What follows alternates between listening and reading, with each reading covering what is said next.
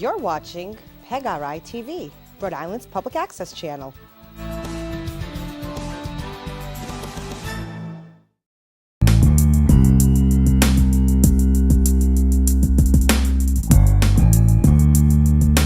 Hello everybody, welcome back to the Jason J. Tavares Show for right-brained entertainers. Today is actually my last episode. As you can see, I don't have a guest. I don't have any of the normal background that I would have on the other shows that I've done. I just thought that this would be time for me to wrap it up and give somebody else the time slot. Now, the reason I'm doing this, it's kind of an odd reason actually. I walked in this studio in December of 2015, not knowing anything about having your own show or how to have your own show. And to be honest with you, I wasn't even interested in having my own show. But I came in here to try to be on somebody else's show in order to promote my books and my films. And then they asked me, they said, hey, have you ever considered having your own show? And I said, no. So at that point, I started to think, what kind of a show could I do? And they said, you could do a show on whatever you want. They brought up, various topics and this and that. And the first thing, of course, that came to mind to me was stuff that I'm interested in, and that's right-brained entertainment. Writers, actors, producers, directors, singers, sculptors. So I put the show together off of that basis of my interests and how I could get other people's interests out there as well. The Jason J. Tavares Show for Right-Brained Entertainers did the intro episode in December of 2015, and I did my last show with a guest, I believe it was December of 2016. And then with this being February, I thought I'd make this kind of sort of my Valentine's Day show, and also to wrap it up. So in all, I did an intro episode. I did 12 episodes after that, with this being the 12th. And just for me, I really had no aspirations to be a talk show host. So I thought I'd wrap it up at 12 episodes, but I may be back in the future with a different concept or with this show. I'm not really sure right now, but for right now, for as busy as I am outside of here, I feel good that I did 12 episodes. Out of 12 episodes, I believe I had 11 guests because one of the shows had 2 guests, and then I had my Halloween show where I had no guests, plus this show with no guests. So that's pretty good. And they're all interesting people, all various backgrounds.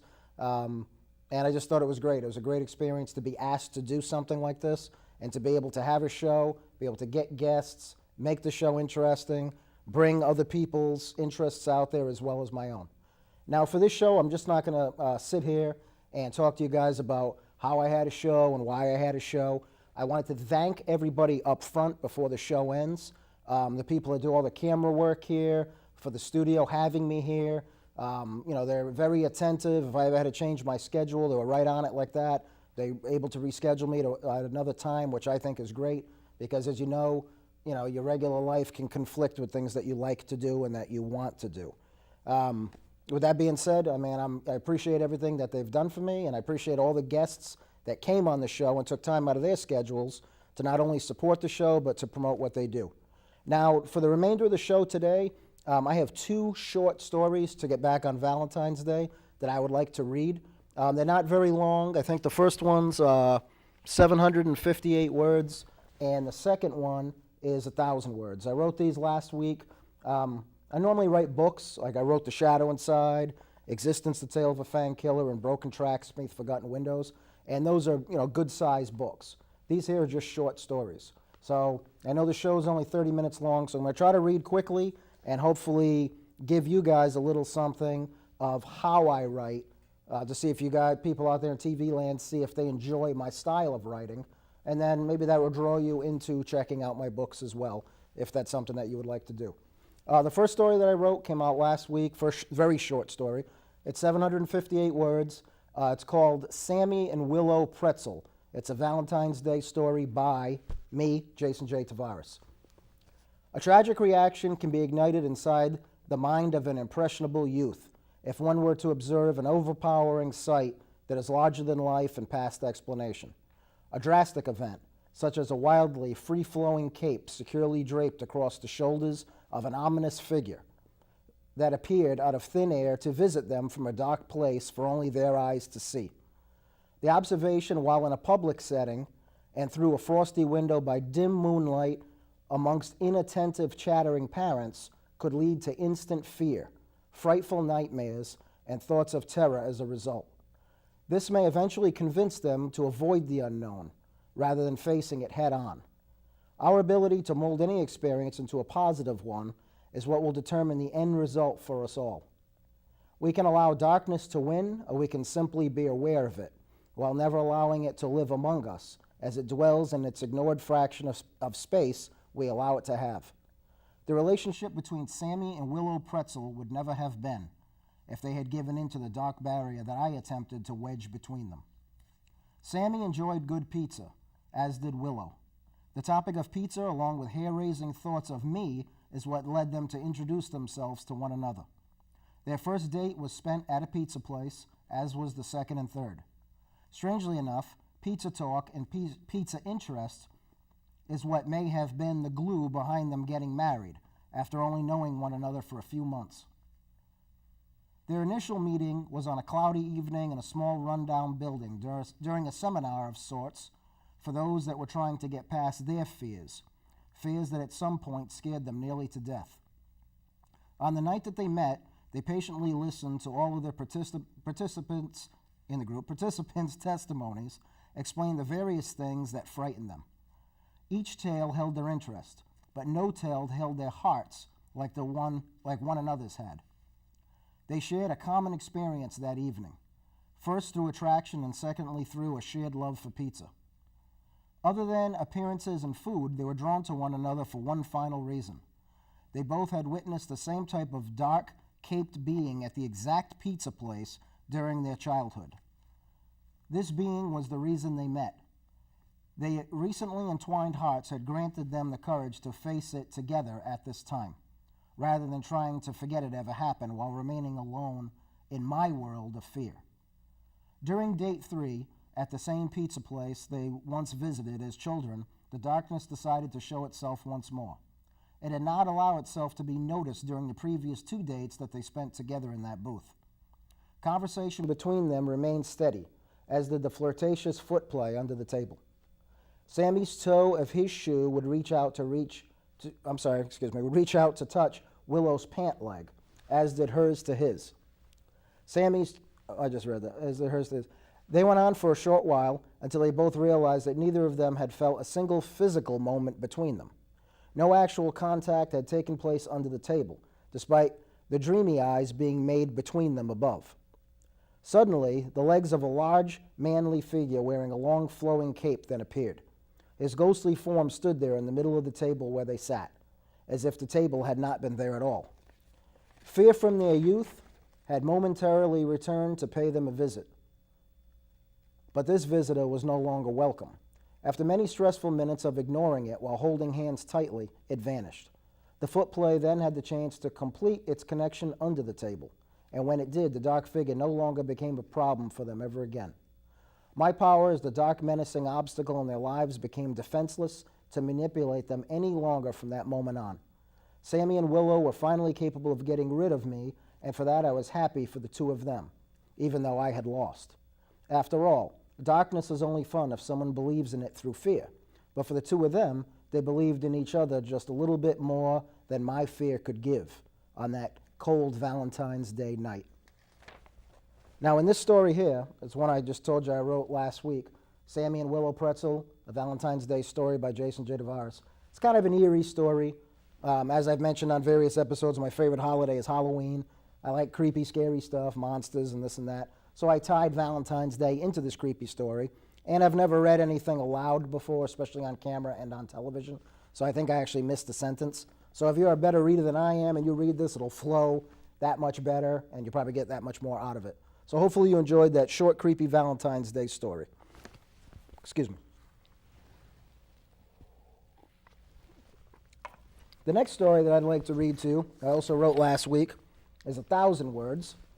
And it's also a short, creepy Valentine's Day story. I switched from coffee to water. I guess that's my sequence. The next story is called Unknown Neglect. Short Valentine's Day story by Jason J. Tavares. Neglecting someone for the sake of an experiment is abnormal. A person being researched has every right to know that they are having an experiment conducted on them. The side effects from unsanctioned methods of study had truly left emotional scars on the test subject.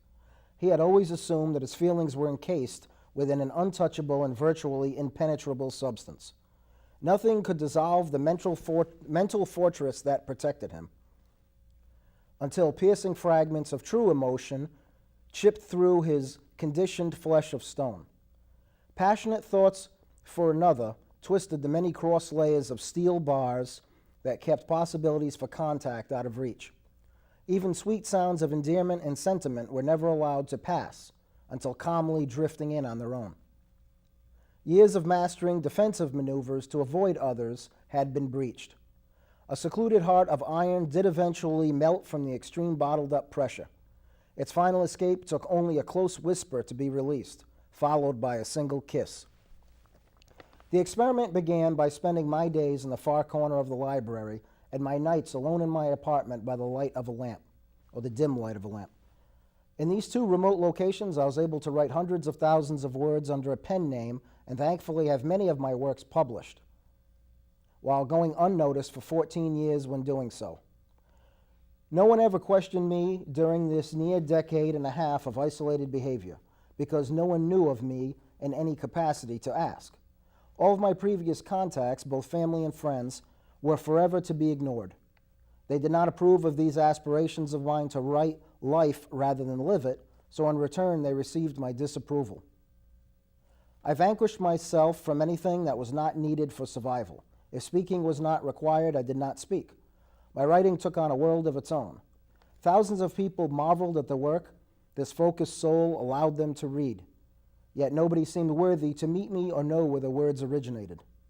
This passion for obscurity and secrecy drove the ambition behind many long days and nights spent in organization of literary masterpieces. It all seemed sensible. This life belonged to me and to me alone. I wanted to live it this way until death. But before death had the chance to knock, she did. Every single day at the library, I began my time there by obtaining a small yellow No. 2 pencil without an eraser and a scrap piece of paper from the counter. It was available to anyone, not just to me, but I felt that the process of religiously using both each day and returning just the pencil when leaving was unique only to me. This I did for 14 years, 6 days a week, minus holidays, weather, like we're going to have pretty soon, or political disturbances that caused the facility to be closed. My experiment being performed ran simultaneously with my excessive writing. Friendly eye contact between the librarian and I had been established each time that I saw her working at the counter, near where the pencils were kept in the discolored wooden box. She took notice of me, and I took notice of her. We watched one another as wardrobe styles changed, as well as haircuts, mannerisms, as they occasionally do, and of course our age. She seemed to wonder about me as I did about her. She stayed on my mind as I picked up my pencil and as I left. Outside of that, when she vanished from my view, she vanished from my mind. Finally, at my nook in the library's corner, her recent memory was temporarily erased. Neglecting her without offering a single hello was my experiment. She was being unwillingly and unknowingly neglected by me, or so I once believed.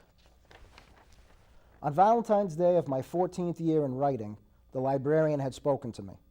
I walked home that day as I always did. Ownership of a vehicle may have revealed my identity, so to purchase one made 0 sense.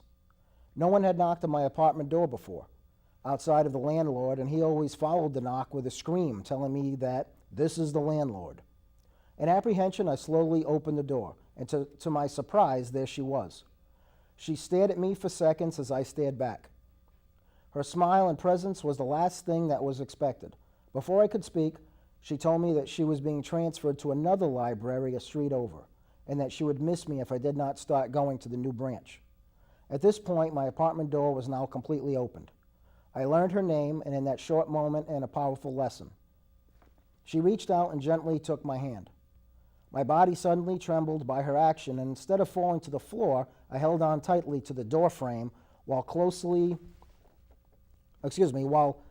my eyes as she spoke. The beautiful librarian then whispered, "I think I know who you are. Your secret will be safe with me." You are only neglecting yourself by remaining alone in this life.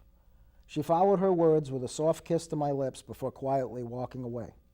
My heart actually remained in my chest, regardless of how hard she made it pound in those moments. Her short yet important lesson brought me out of my 14 years of over-focusing. That evening, I not only discovered life again, but I learned that by trying to distribute unknown neglect to her for no apparent reason, I was slowly killing myself in the process. From that day forward, my writing dwindled down to only once a week. I had written enough already for 3 lifetimes. Lights in my apartment started to be used frequently, and the sad memories from a past life of pain began to fade away. So out of these 2 stories here that I wrote, first I read Sammy and Willow Pretzel, a short Valentine's Day story by Jason J. Tavares, and the other story was called Unknown Neglect, also a Valentine's Day story. In the first story, I mentioned, it sounds like I'm the one trying to split them apart, but loose terms, I'm trying to write like the devil is trying to split them apart, or some type of creepy apparition or monster or ghost or whatever. Whatever tried to split them apart didn't. But the way it's worded, it sounds like I'm the one that did it, but it's not actually me. I only wrote the story. So for those of you that like scary stories and creepy stuff like that, eerie tales, I put an eerie twist on Valentine's Day, but as you can see, it's slightly romantic, and in the end, the couples end up together or they get together as a result of either a negative problem that happened and a guy being in a dark place, or a dark place finding 2 people and them being able to rise above it in order to be together. Now, since I have a couple minutes left, I'd like to address a little more of the Jason J. Tavares Show for Right-Brained Entertainers. As I said earlier, this is my last episode, episode 12. I may be back in the future. I'm not sure yet. I wanted to thank the studio once again for having me here. And a big part about the show that may help people out there that would like to do their own show, originally I was under the impression that you had to do your own camera work. And sometimes it's difficult with people's schedules to even get a guest to come in order to interview them, because everybody's busy these days. But the studio here provides the camera work. Now, you can't really take the cameras out of here, I don't believe, but you have the studio, you call in, you establish a show, they do all the camera work for you. All I really had to do is give them a thumb drive afterwards, and I gave them a box of CDs so I could have it on a CD to watch it on a VCR or on the computer. You can give a CD to your guest afterwards so they have one. I give them a thumb drive so I can upload it to YouTube and to Facebook and send the link to the guest afterwards. So now you're actually doing a very good customer service in a sense, because even though the guest isn't your customer, they'd probably like to have something to show to their families and everything. You're giving it to them on a disc and you're giving it to them on a link. So I'm not telling people out there if they do a show that's what they have to do, but it is a nice thing to do, because you are following through and you're giving them something to remember, their half hour that they've had on television. I'm trying to think of what else I could cover with you guys while I'm here. Also, I mentioned books that I've written, but if you guys ever want to watch some short films that I've done, or if you want to see any of the episodes that spanned from December of 2015 all the way up to today, which is the Valentine's Day episode, which is my last episode, all you have to do is put my name in on YouTube. My name's Jason J. Tavares. You put that in on YouTube, you'll see all the short films I did. Short films ranging anywhere from, I think, 30 seconds all the way up to 24 minutes. A few of the names just to throw out there are 40 at the Bell, Eddie Thurber's Formidable Adversary, Eddie Thurber 2 Allies and Adversaries, Good Karma from a Bad Deed. If you see any of those films, everything else is in there. All the shows are there. Please feel free to leave comments on YouTube. And if you want to email me, my email is jbnimble@cox.net. And nimble is actually spelt wrong on purpose in the email, Nimbel. So jbnimble, jbquick@cox.net. It's kind of a long email, but it does kind of rhyme and, kind of catches on after a while. But at first people look at it and like, what's that? So that's really about it. I mean, I'd like to thank the studio, thank all my guests. Thank you for listening to the stories today. If you do like my style of writing, as I said, please check out my books. It's totally different topics. And I'd also like to say that the short stories I read today, the books that I have, books that I've written, and all the films are 100% fictional topics or fictional subjects. I like to write fiction, that's my thing. I do tie in real world stuff into the stories and real world instances that took place to me or things that I viewed. And I normally take people that I know and I make them into characters. I just change their names, or I combine people. Like if I liked what this guy did, that girl did, I may squish them all together and make them into one dynamic character, because everybody has their own certain level of dynamics. And then I make fiction out of that. And the books are totally unrelated to the films. I try to keep everything interesting. And the biggest thing about my films that I'd like to say before I go is that all the short films are a lot like the show. Like on the show, I had a lot of great guests, but I never had like a famous person that maybe everybody in the world knows. And that's kind of the point of it, because the films are all made with regular people. The majority of them being Rhode Islanders, some of them from out of state as far as Virginia and Iowa, which was pretty cool. I got to get some people from out of state and film in some different areas. And that's pretty interesting, because you get to take people that have normal jobs and ordinary lives, and they get out of their element, be in a film, get their names in the credits, even if it's, a film that is like $150 to $200 film, because that's probably the most any of my films cost to make. And it's cool. They get out of their element, they get to do something, share it with their friends, and the same with the show. All my guests on here, everybody has done fantastic things in their lives, but nobody's really famous, like movie star famous. So someday if they are, they can look back and say they were on the Jason J. Tavares show for Right-Brained Entertainers. Hopefully they get something out of it and they enjoyed it. And they're happy that they had those moments to say what they wanted to say about things that they enjoy. So I guess that's about it, everybody. Once again, for the third or fourth time, thank you. Please watch all my past episodes. It's been an honor to be on the show, and I'd like to wish everybody the best of luck in their endeavors. Feel free to email me or check out my videos on YouTube. I'd like to wish you the best of luck, and good luck in the snow tomorrow. I guess we're supposed to get like 10 or 12 inches. So just be safe, drive safe, and have a happy 2017 and a happy Valentine's Day. And hopefully a Valentine's Day isn't as creepy and scary or eerie and dark as these two short stories that I read you. Imagine your Valentine's Day will be fantastic. And that's it. Thank you for watching, and I will see you in the future.